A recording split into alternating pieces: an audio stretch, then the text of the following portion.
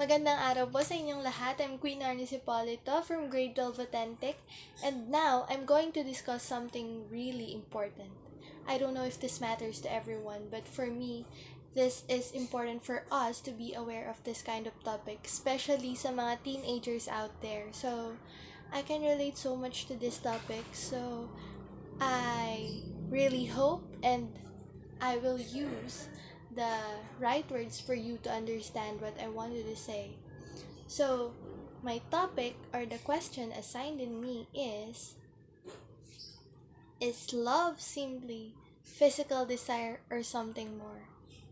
So, first, let's define what love and physical desire means. So, love, a four-letter word that is so powerful. This is the greatest feeling a human can feel. Yes, this emotion can bring out the best and the worst of any individual. So, according to Google, love is an intense feeling of deep affection. It is also the feeling of deep romantic and sexual attachment to someone. And for the physical desire, desire is an intense feeling if you want something that you don't have from someone. So, basically speaking, physical desire is when desiring someone physically. It can also be called as thirst and hunger. You see, love and desire is a very different story. Magkaiba sila. Tagalogin natin. Love is pagmamahal and desire is pagnanasa. You see, magkaiba. It's like positive and negative. But I'm not saying that desiring is a negative thing. It's not like that. For you to understand more, let's talk about the 4 kinds of love. First is agape, the love of mankind, pagmamahal sa kapwa. Second is storge, love of parents to their children, pagmamahal ng magulang. And then third is philia, love of friends and equals, pagmamahal ng kaibigan at kakilala. And then fourth, last, is eros, erotic and passionate love. You see, erotic and passionate can also be concluded as desire. So it means desire is just a part of love. Nakapaloob siya dun. Love and desire falls under love. Magkaugnay sila. But, does this mean that if you love someone, it's automatic na you're desiring them? No. The two feelings are independent. They can stand on their own. You see, you can desire someone without loving them, and you can love someone without desiring them. Let me ask you, do you think you love someone because you want to have their body? Or do you think you love someone because you want something that you don't have? Well, let me tell you this. It's not love at all. It's lust, everyone. L-U-S-T. It's a different thing. Again, iba ulit yun.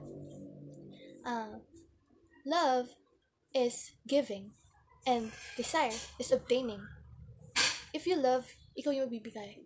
But if you desire, ikaw yung magbe-benefit. So, magkaiba yun. Yes, some of you will say na physical affection can help a relationship to be stronger. But it can destroy a relationship too. Too much desire is not healthy at all. You see, sabi nga nila, lahat ng sobra masama. And desire is not an exception on that. So ngayon po, kasama po natin ang aking pinsan na si Ate Marilu to ask a few questions about sa topic natin. So, the first question is, what is love? For me, love is sacrifice. Bakit niyo po nasabi na love is sacrifice? Kasi kung mahal mo talaga ang isang tao, kaya mong gawin lahat para sa kanya. Kahit nasa alam mo na ikasasakit mo at sa ikasasaya niya. So, ibig sabihin niyo po ba dun sa love is sacrifice na yon na ibibigay niyo po lahat para dun sa taong mahal niyo para lang sumaya siya kahit po yung katawan niyo or yung body niyo? Hindi naman kasi porket sinabing love is sacrifice ay gagawin mo na or ibibigay mo na yung lahat ng hinihingi niya or gusto niyang makamit, di ba? So, alam mo naman yung tama at mali. Huwag mong gawin, lalo na kapag alam mong dehado ka na. At saka kung nagmamahal ka talaga, huwag mo siyang konsintihin sa mga bagay na alam mong maling-mali talaga yung gustong-gusto niya, di ba? And always remember din na huwag ka sumugal sa mga bagay na alam mong wala namang kasiguraduhan para di ka masaktan. So, So, as my cousin said, love is sacrifice, but you should know your limitations. I know I can talk about this, but I want to be open. Love and desire can also be compared to having sex and making love. It's a very different thing. Well, many of us misunderstood that it's the same thing, but it's not. It's very different. It has different reasons, different motives, different situations, and different emotions. It's very different. Let's say na having sex is for desire and making love is for love.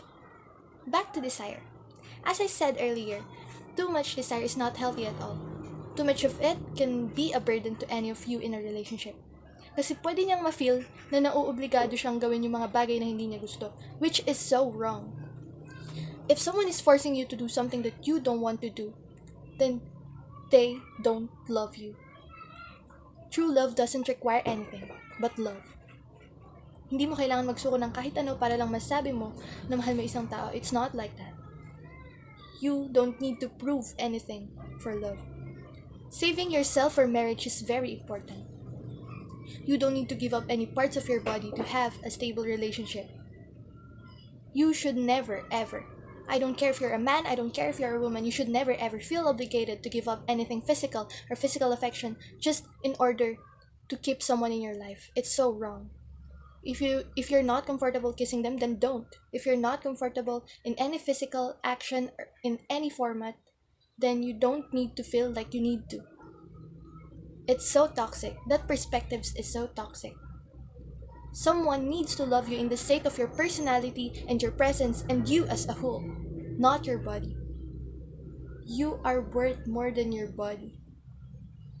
And for the question, is love simply physical desire or it's something more than that? Well, it's clear. It's more than that. Ako sa sarili ko, I don't know the real meaning of love, but one thing is for sure. God is love. I want to take this opportunity to declare His greatness. We're seeking for the meaning of love. Well, He is the great example of love. Love is not about physical desire. It's something more than that. Yes, love is sacrifice. Love is sacrificing yourself in that cross to pay for someone's sin. Can you imagine? Ikaw yung nagkasala, tayo yung nagkasala, pero siya yung nagbayad. That's what love is. I'm not saying na you need to die just to prove that you love someone. It's God's love. You see, God can even touch you or hold you or anything physical attachment. You can't even see Him, but He have His ways. He can show His love to you in His ways. In His love, no need to touch. Just believe.